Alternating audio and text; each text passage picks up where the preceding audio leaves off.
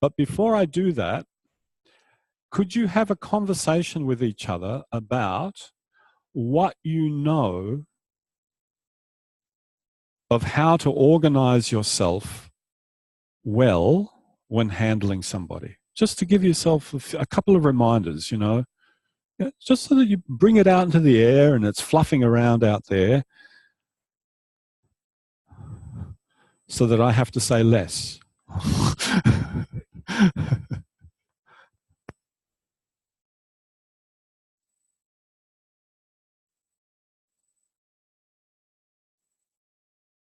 Students, lie down on the table. We did the ATM lying on the left. Lie down on your right. And students, when you lie down on your right, could you please have your back flush to the edge of the table?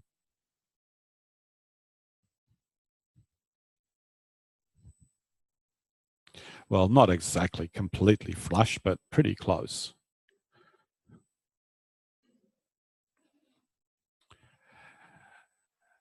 This is still referencing the students. Now, when you lie flush to the back of the table, that means your arm can be lengthened out in front of you without the hand hanging over the edge. Yes? Yeah.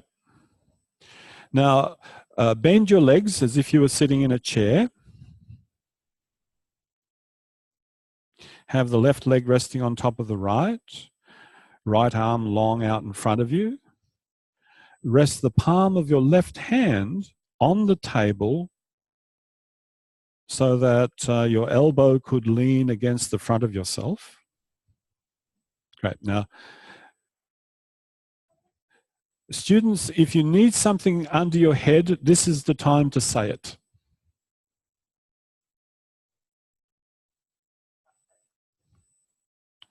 Beautiful. Okay, now, so from now on, everything that I say is addressed to the teachers and not the students. Well, maybe. We'll see how we go, but that's my intention. Teachers, could you sit facing your students back?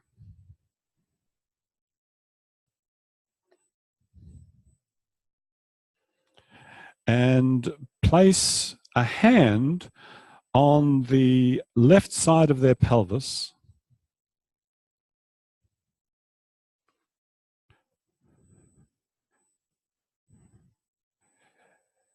And with your hand on the left side of their pelvis, start to move your left shoulder and hip backwards. And then return. Now, what are you returning to? You're returning to the place that you started from.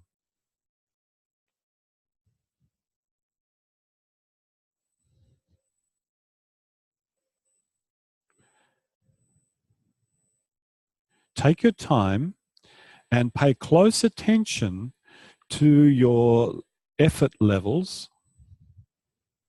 As soon as you feel the effort increase, stop, return, and then you have a choice. Reorganize the way that you're sitting. Change where your chair is relative to your student, whether it's more towards their head or more towards their pelvis. Change your point of contact.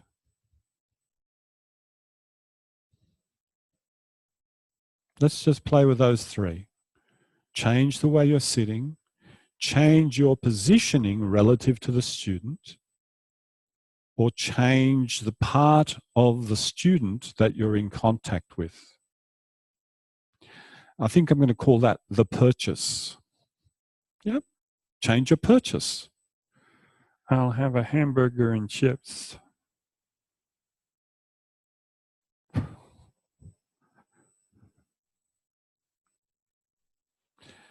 And have as your aim to get more motion without an increase in effort.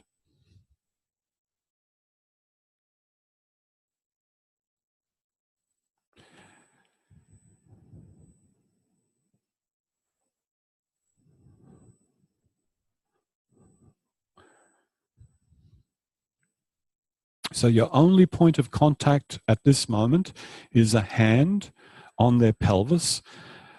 If you want to say that looking at your student is a form of making contact, that's fine. Yeah, so your only tactile contact is your hand with their pelvis.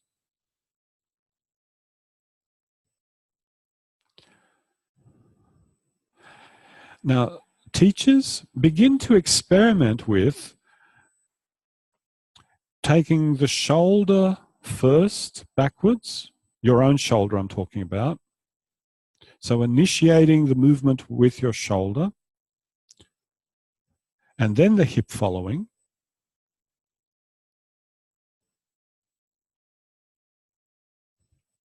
Or initiating it with your pelvis, and then the hand following.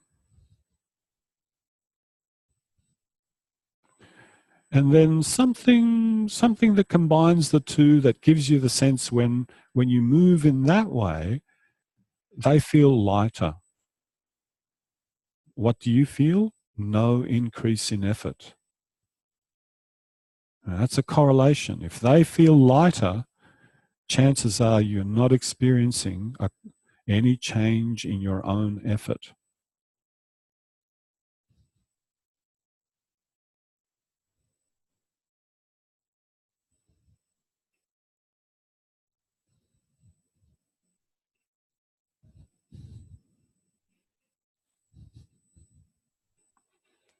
Now leave that, please.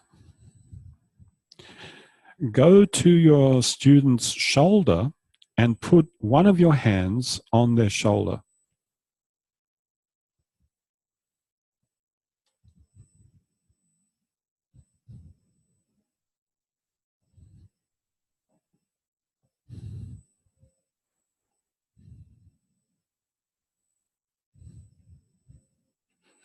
And now the same process. Start to move the hand whilst remaining in contact with them backwards.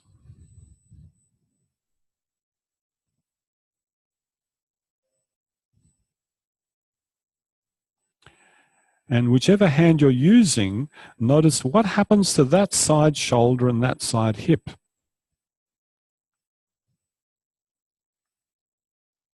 Is there some relationship between your hand going backwards and that same side shoulder and that same side hip?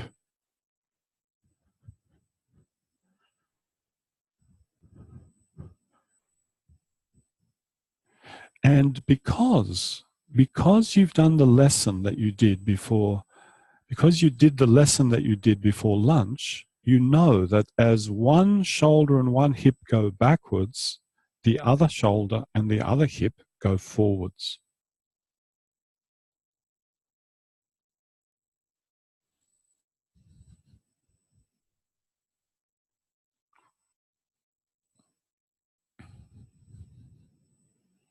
So in the act of rolling your student, you could be turning yourself.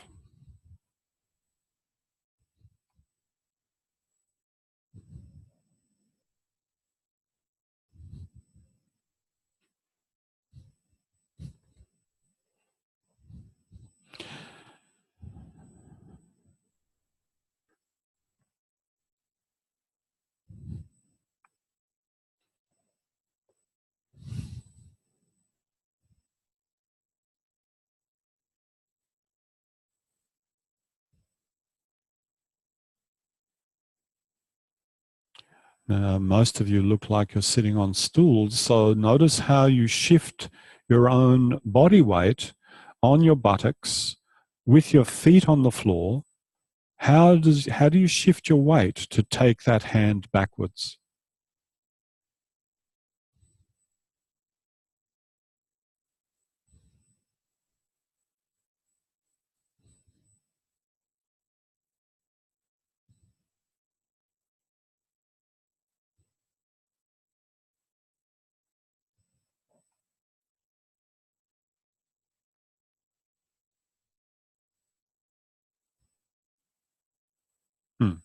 Let that be. And sit in such a way that you can have one of your hands on your student's head.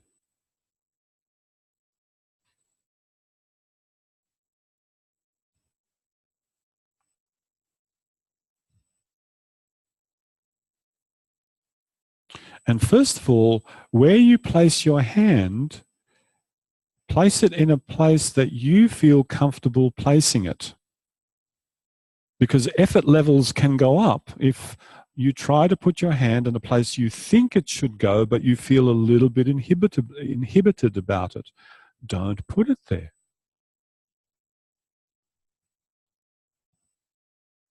And now explore the same thing.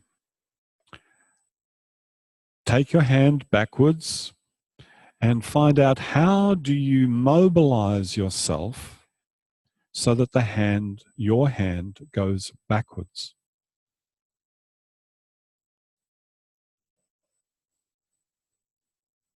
Now it could be a turn, it could be a turn and a lean. It could be a turn and a lean backwards. It could be a turn and a lean to the side. Maybe it can be just a lean.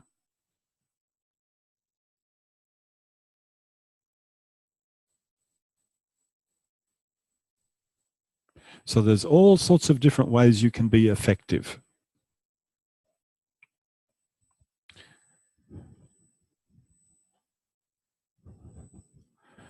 And as I'm walking around, I can see that some of you have your elbows straight and keep them straight, and some of you have your elbows bent and keep them bent.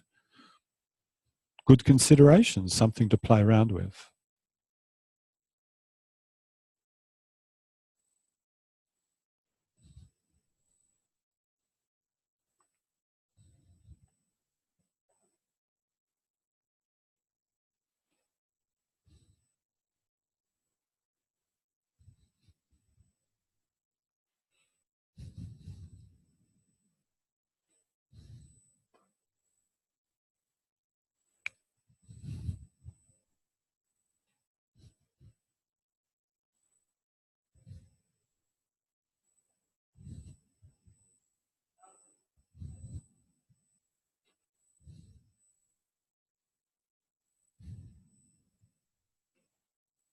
Great. Let that be, please, and pause for a little while. Have a bit of a chat with your student.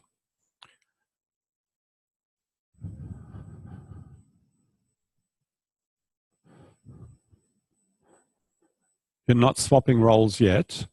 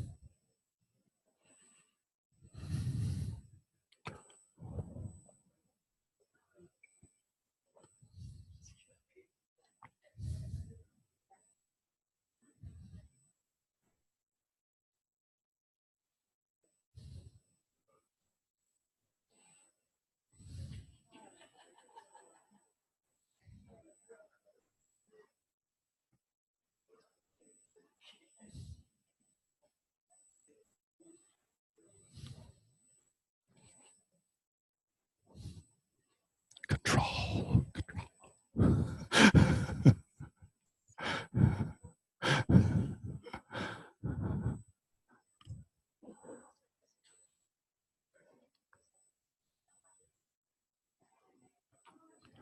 Okay, let's continue. Students, I'm addressing you.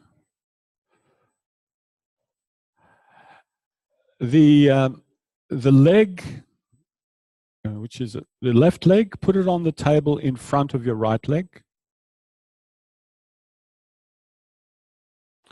So we're making one variation in limb configuration. Teachers, could you go back through the same kinds of things, pelvis, shoulder, head, and feel what's different, not in your student, but in what the student's configuration allows you to do?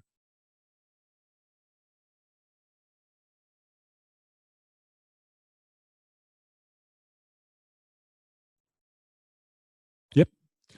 So Philippa, put your left leg on the table in front of your right. That's it.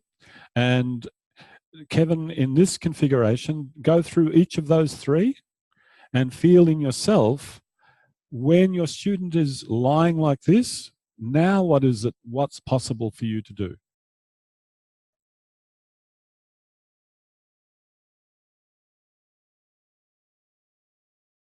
What's different? Now, some of you will be able to discern that almost immediately. So how many repetitions does it take? How many repetitions does it take to discern that something's different or not different? So Lisa is bidding for 10. Ruth has yet to make up her mind. It depends, she says. You're Jewish already. Come on.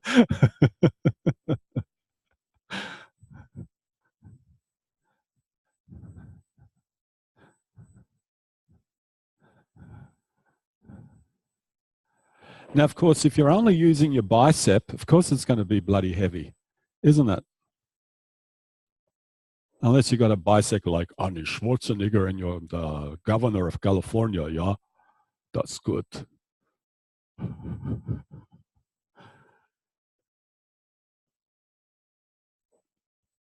Actually, could you all try that, please? Wherever you are right now, could you rest just your fingertips on your student and try to move your student by just flexing your fingertips? Feel that. Have they become heavier? Yeah. Now, don't touch them with your fingertips. Lay on your hands and now just try to flex your biceps. Just use your elbow and arm. Don't even use your shoulder. You're being cheeky over there.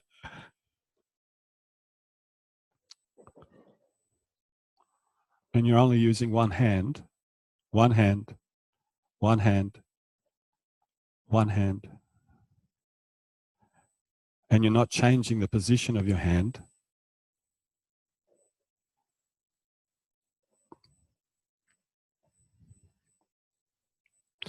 And now now that you've experienced that, now organize yourself so that they actually feel lighter wherever you are.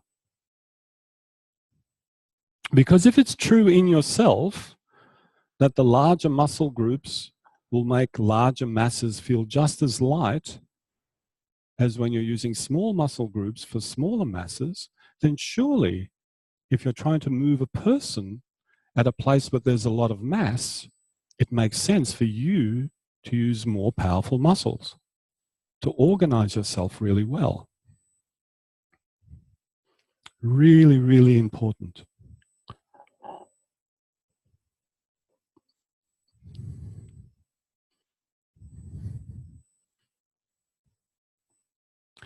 And the process is you roll the student backwards and you return them. You're not pushing them forward anywhere beyond where they start from. And this is just like the ATM. You were returning back to the place that you remembered you started from, not beyond, not somewhere else.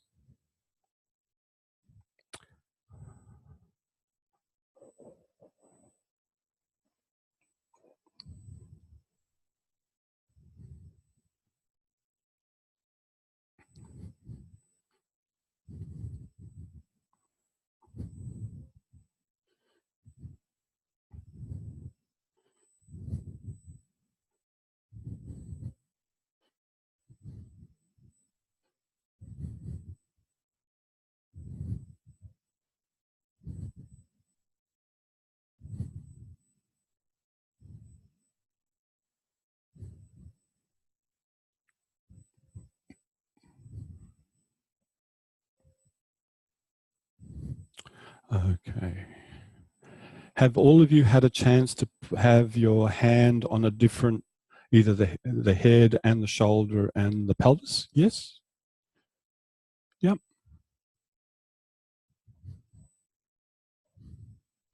Students, could you now shift the position of your leg so that it's resting on behind the right leg on the table? And if you need to change your position a little bit, please go ahead and do that. Your left leg behind the right leg on the table. Okay, and now teachers, please continue, same thing.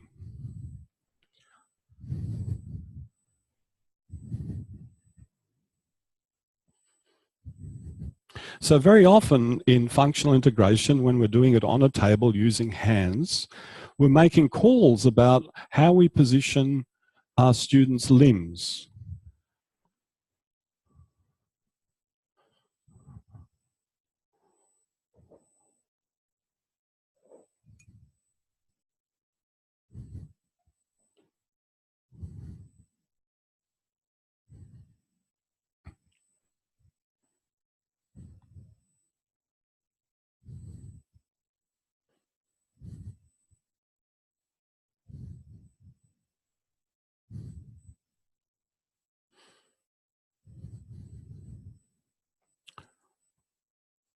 Again, I'll ask you the question, how many repetitions does it take until you feel a difference?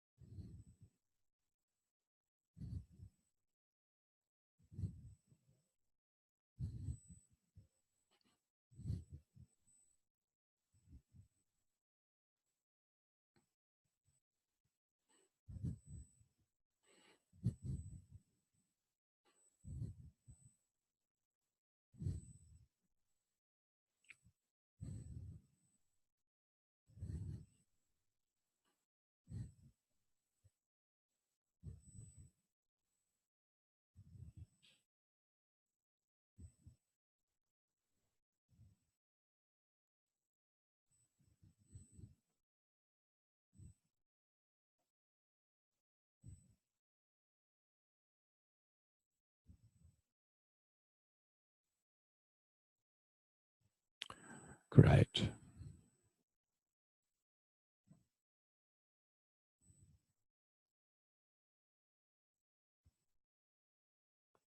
Now, before we stop and have another little chat, wherever your hand has landed at the moment, notice the degree of conformity, contact between your hand and your student's contours. Yeah, because bodies have shape, they have contour. So how have you conformed your hand to match their contour? Shall we call this interface? No. Got to call it something. Purchase, not in your face, interface, right? Molding. Yeah, that's good. I like that.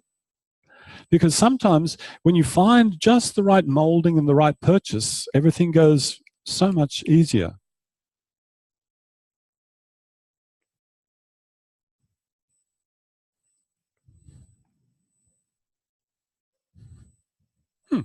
Nice.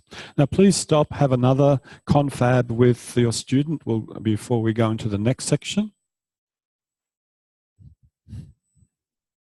Students, if you have anything to offer your teachers in terms of your experience, do offer that.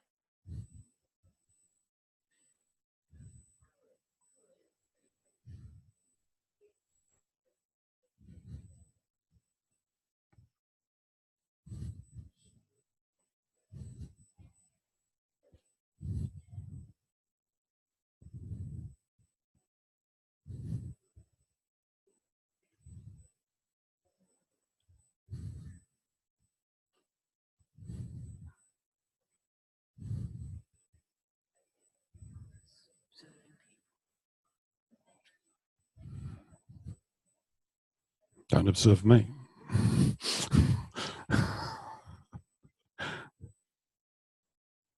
Hmm.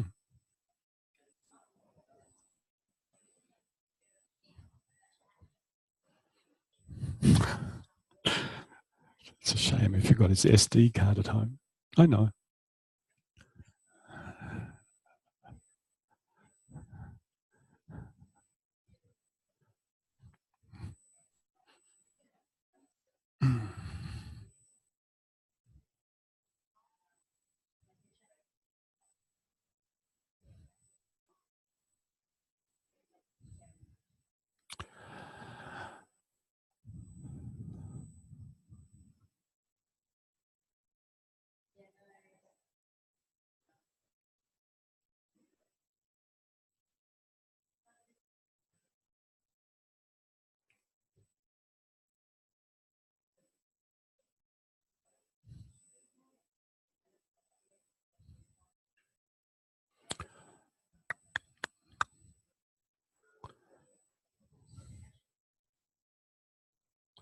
Okay, here we go again. Round number 3. Ding, ding. Students, have your left leg resting on top of your right again. The right arm is long out in front of you. Could you please place your forearm, your left forearm, in the crease of your right elbow?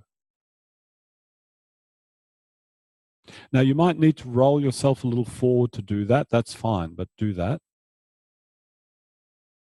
Now, students, do not let your forearm move out of that crease. Yep, is that okay? Yep, it won't take much energy. Don't let your forearm move out of that crease. Now, teachers, could you do that sweep again? Pelvis, shoulder, head, and feel in what way is your experience different when your student is lying in this configuration?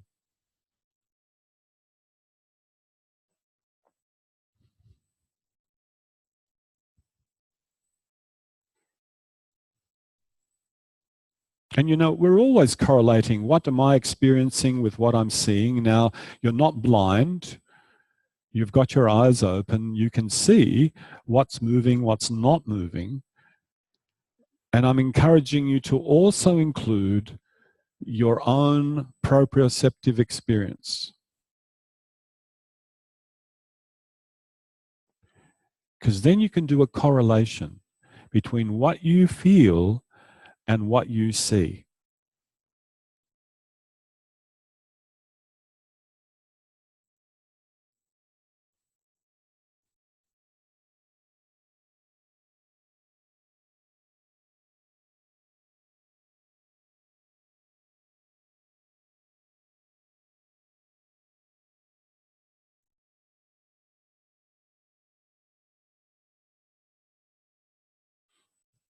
Now, this is one of the most trickiest parts of doing hands-on style FI, and that is if you're all over the shop with your own body organization and you're not doing anything kind of, how should I say it, to make a reliable instrument out of yourself, then it's going to be continuously varying all the time.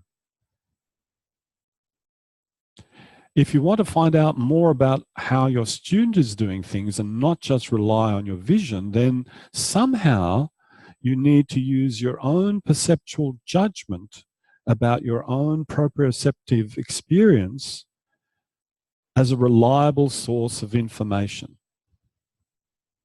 That takes practice. And a certain kind of practice, a very disciplined practice, doesn't have to be serious, but it has to be disciplined.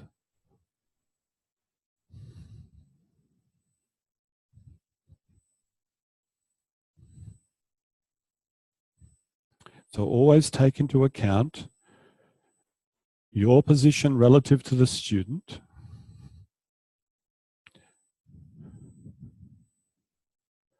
the way you're organizing yourself to actually enact your intention, which is to take your hand backwards and return.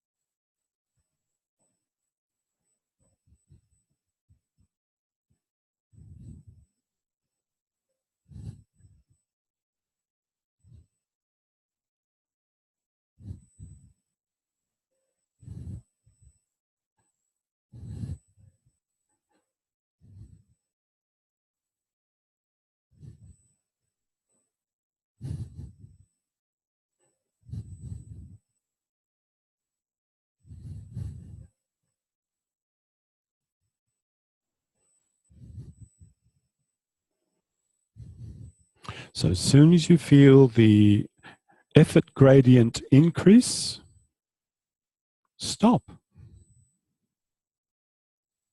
Do something different.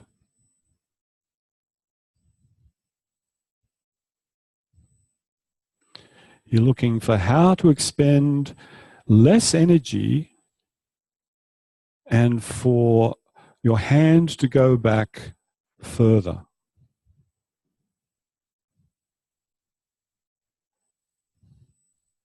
Let's put it in those kinds of terms.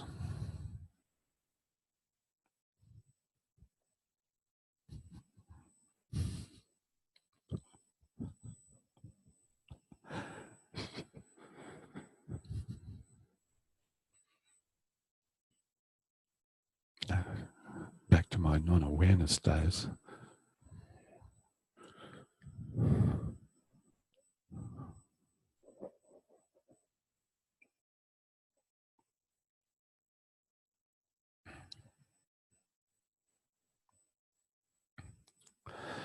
Okay, now stop. Students, change the position of your left hand so that it's now lying behind you with the back of your hand in contact with either your lower back or the lower ribs or somewhere that it's easier to stay. Mm-hmm. Teachers, do your thing.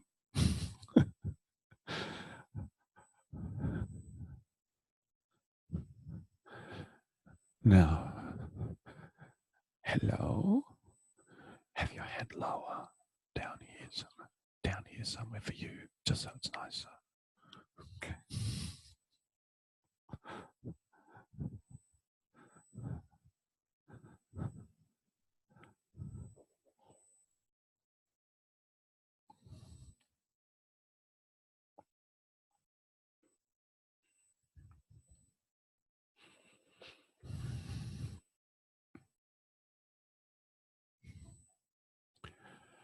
Now, some of you are encountering something quite fascinating.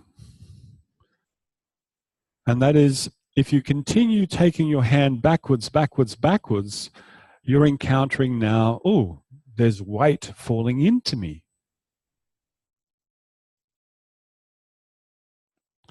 Because there's a certain tipping point for your student. And if they go beyond that tipping point, their own body mass will continue to roll them backwards. So then you then have to then do something different. One of the things that you could do different is don't take them so far back.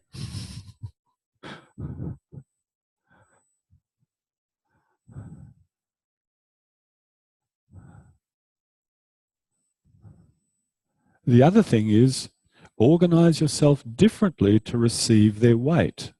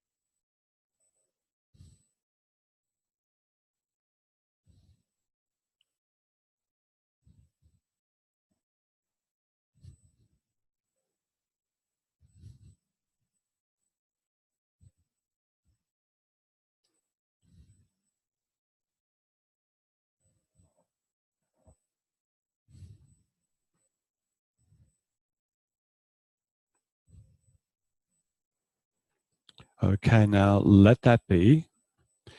Have another short confab with your student and we'll go into phase 4, which is the last phase.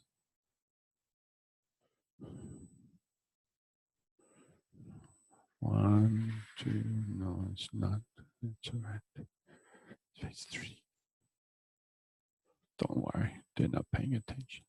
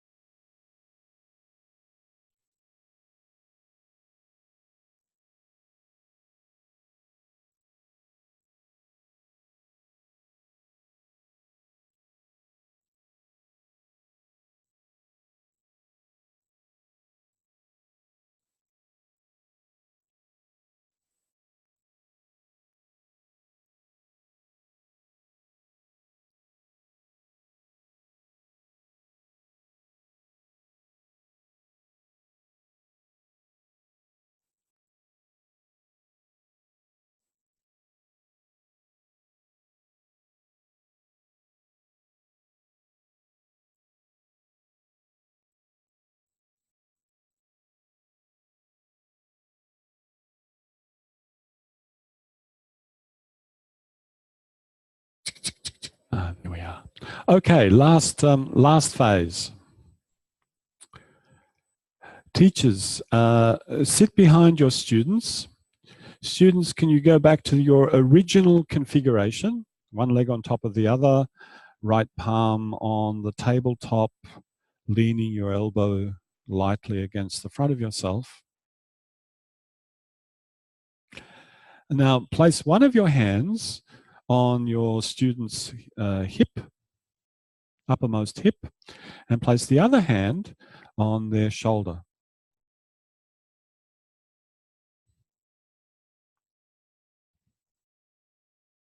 So one hand is on their hip, other hand is on their shoulder. Now you know you're free to change the positioning of your chair, your own body organization. You're even free to change your level and make a decision whether you want to sit on the chair, you don't want to sit on the chair, okay? But this is the next intent. Take your right hand backwards as your left hand goes backwards. I didn't say. Didn't say. Take both hands backwards. That's why I said them separately. Take the right hand backwards, the left hand backwards. And play around with different timings. So sometimes the right shoulder first, sometimes the left shoulder first, sometimes the the right, where are we? Left. Sometimes the left shoulder first, sometimes the left hip first, sometimes both together. And feel in yourself which one reduces your effort.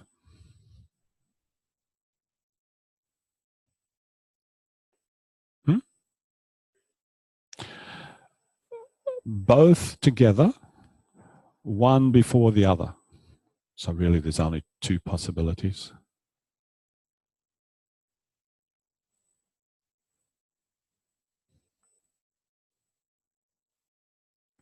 So which one of these combinations allows you to continue moving for longer without a change in your effort?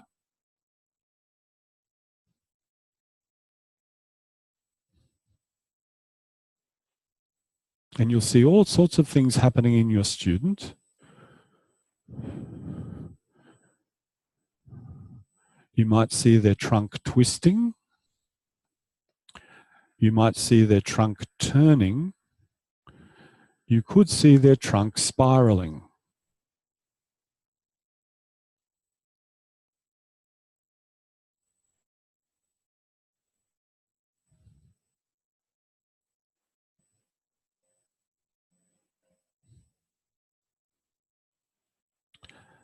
Now return both of your hands to their starting place.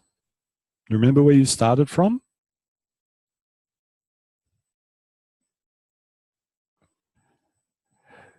Leave the left hand exactly where it is and move the right hand backwards and return.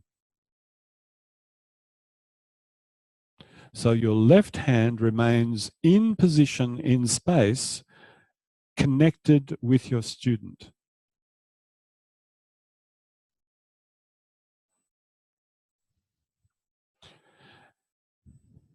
Now, to stop your student from moving requires a very particular organization on your part. Can you feel how you now have to do something to constrain? Yeah. Which means you're going to have to make a decision how much to do with the right hand.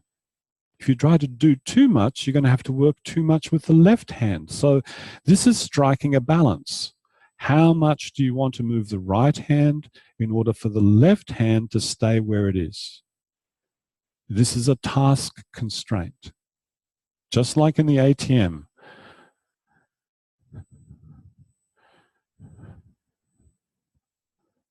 Make sure that that left hand isn't going forwards.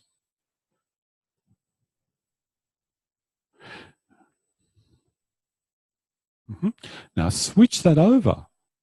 Keep your right hand where it is and move the left hand backwards.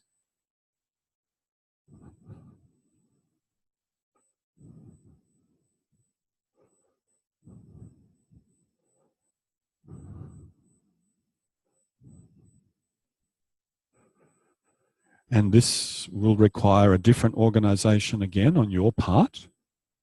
So do what you feel is best for you, keeping the effort gradient low.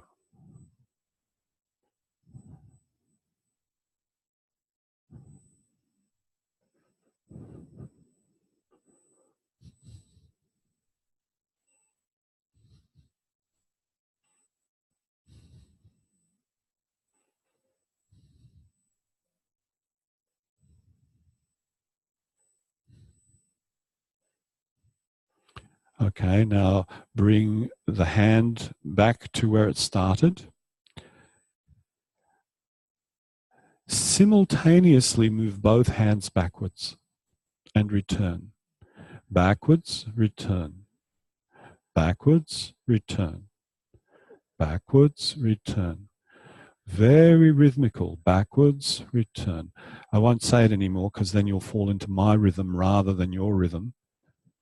Very rhythmical. Both backwards, return. It can be fast. Backwards, backwards, backwards, backwards, backwards, backwards, backwards, backwards. That's it. Keep the rhythm going. Keep the rhythm going. Feel the rhythm in your own self. You just happen to be attached to somebody. And at a certain moment, when you decide to do it, instead of taking both backwards at the same time, take one backwards as you return the other. And then the other backwards as you return the other. So now you're producing a different kind of movement in yourself. The right hand goes backwards as the left hand goes forwards. The left hand goes backwards as the right hand goes forwards. And you do ramba, baby, ramba. Oh, that's a very different one. You're really doing ramba. Okay. You do ramba, he do ramba. Very good.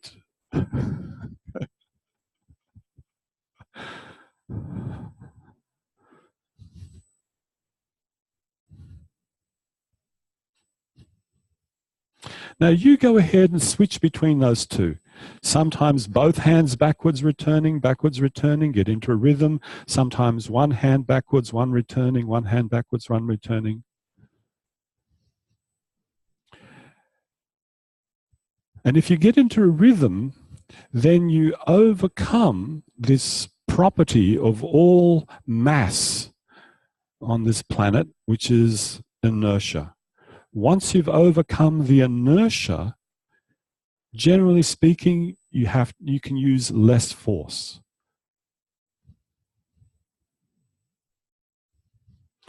And inertia simply means the property of an object, the mass of the object, takes some force to start moving. It's like why we waste so much petrol driving around in the city. Because every time you stop at a traffic light, your engine then has to overcome the weight of the car and start it rolling again. When you're on the open road, the car's rolling. The engine doesn't have to work as hard.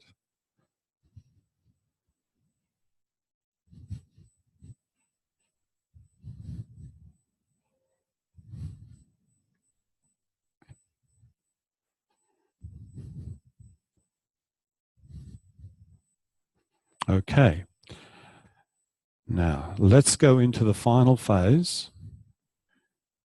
Sit with one of your hands on your student's pelvis.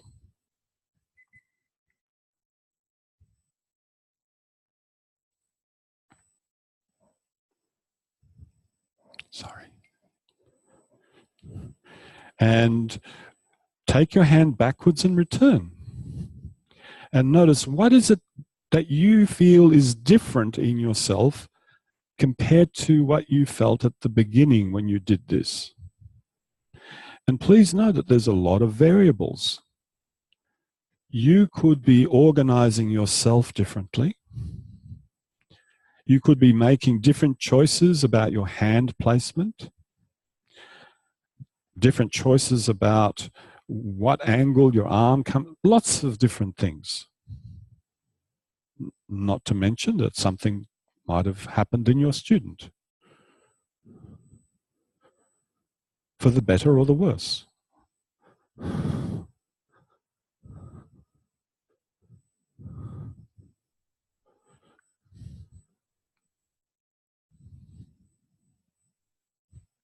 Now, shift to the shoulder. What's different there? Not in them, in you.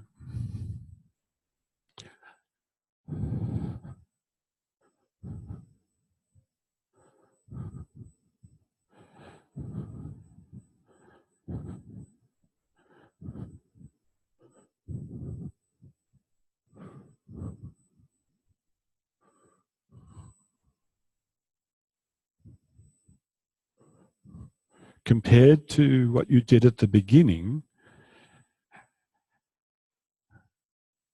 can you now expend less effort and obtain more movement?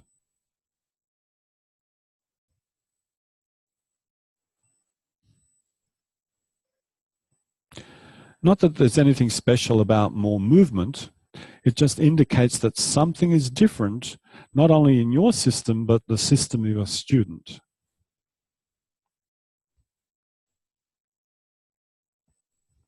And go off to the head.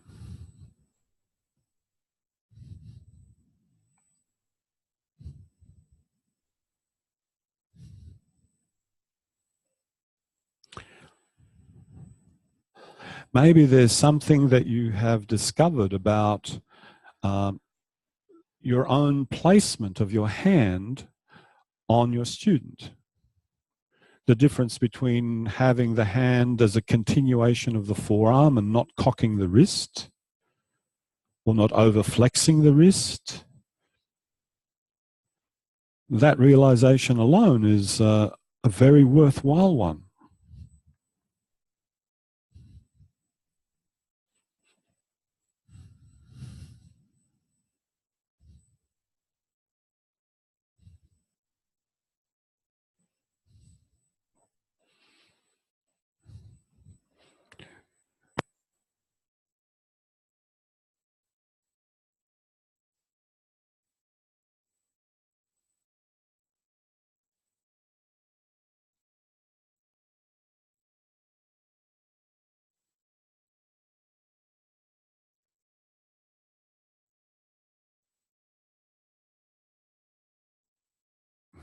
Chuk chuk. All right, stop and have a conversation with your student.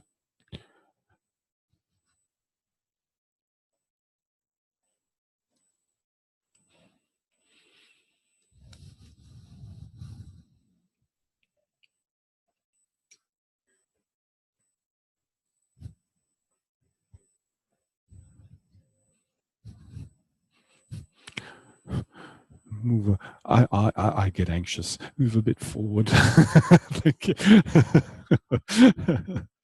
I'm anxious. I, I acknowledged it. I acknowledged it. It's my problem, not yours. Really? Wow. Uh-huh.